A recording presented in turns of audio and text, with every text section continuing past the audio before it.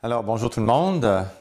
Aujourd'hui, je fais un petit peu une pause dans la ligne de mes chroniques qui étaient beaucoup entre la psychologie et le spirituel.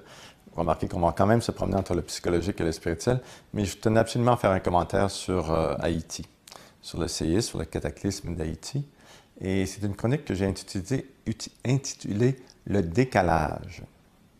Parce que pour moi, c'est ça que j'ai réalisé en face du cataclysme, c'est le décalage. Tu es devant ta télévision, tu regardes ça dans ton salon, tu es en sécurité, tu es dans le plaisir de trouble, tu es à la fois en sécurité, mais en même temps, tu as un haut le cœur parce que tu dois être là pour aider. Et c'est une tension qui est difficile à soutenir parce qu'on vit beaucoup d'impuissance dans cette situation-là. Alors, notez aussi que dans ce court début de siècle, qui a à peine 10 ans, on a fait même, ça fait quand même 4 fois qu'on voit le monde arrêter de tourner. On l'a vu avec l'attaque contre les tours du World Trade Center, on l'a vu aussi avec le tsunami de l'océan Indien en 2004, la crise économique en 2008 et maintenant Haïti. Et donc, on va vraiment de bouleversement en bouleversement et des bouleversements de toutes sortes. Et je pense qu'on va être confronté de plus en plus à ces types de bouleversements. Et ça nous pose beaucoup de questions.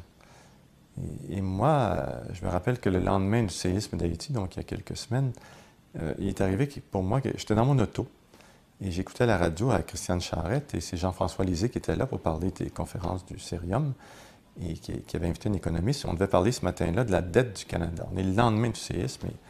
Donc, Christiane Charette met l'entrevue, met la table pour faire l'entrevue.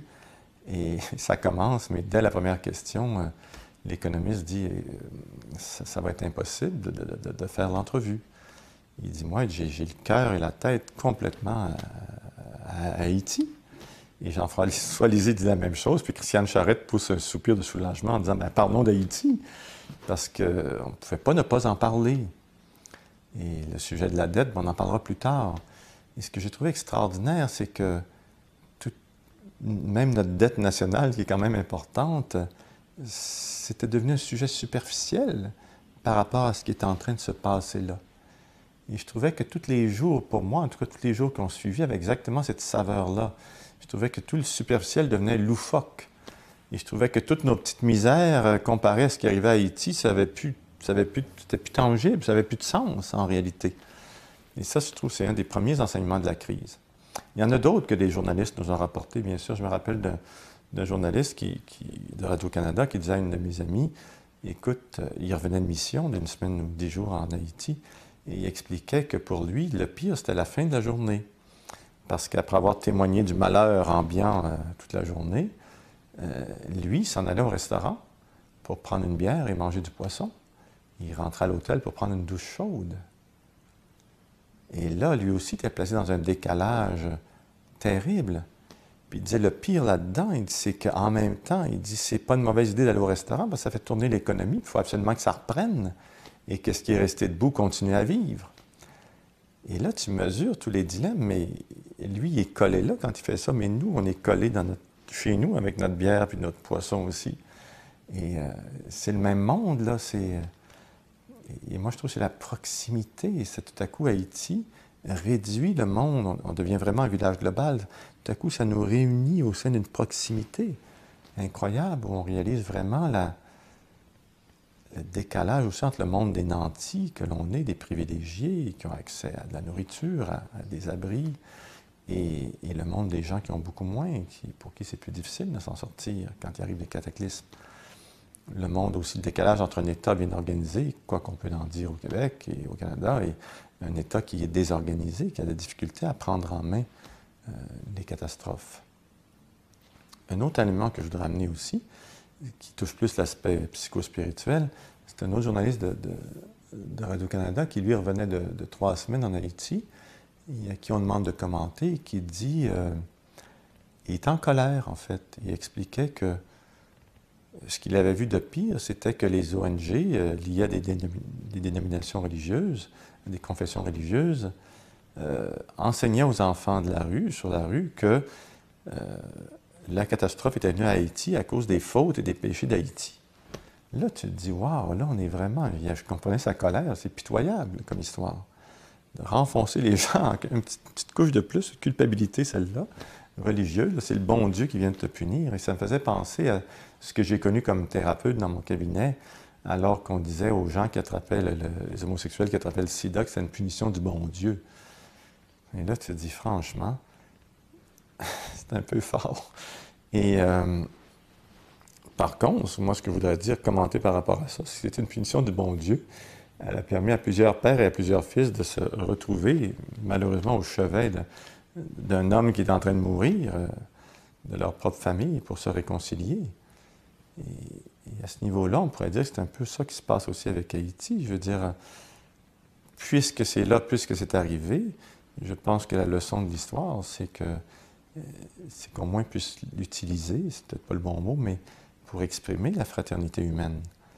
Et moi, ce que j'ai trouvé intéressant, et que je salue dans cet événement-là, c'est que des gouvernements ont pu oublier un peu leurs querelles, leurs frontières pour se coordonner l'aide, que beaucoup de gens ont vraiment senti un appel pour y aller. J'ai des amis médecins qui sont là pour aller aider sur place, aider avec leur talent, avec leur cœur, ce qui se passe là-bas, parce qu'ils ont les compétences pour le faire. Et ça, je trouve que quand on se... C'est comme quand quelqu'un a une maladie, s'il s'en sert pour découvrir des nouvelles ressources, c'est extraordinaire. Alors nous, si on s'en sert pour exprimer vraiment le fleuron de l'être humain qui est de produire de l'humanité, créer de l'âme humaine, créer de la fraternité, de l'union, ben au moins ça aura servi à quelque chose. On ne souhaite pas que ça arrive. Si ça arrive, on souhaite que ça puisse au moins créer de l'union entre les êtres. Et ça, c'est extrêmement important. Et ça me fait penser en dernier lieu que, effectivement, on n'a peut-être pas besoin d'attendre des cataclysmes pour se dire qu'on s'aime, puis peut-être pas besoin d'attendre des cataclysmes pour lutter contre les injustices, les inégalités de notre monde. Et moi, depuis le cataclysme d'Haïti, chaque jour ou chaque 2 jours, je me dis, bon, est-ce que je suis en train de faire là, la décision que je suis en train de prendre, est-ce qu'elle contribue à la création d'un nouveau monde? Il y a plus de collaboration et de fraternité? Ou est-ce qu'au contraire, elle contribue à l'ancien monde, où il y a des rivalités, de la compétition, du jugement et de l'injustice?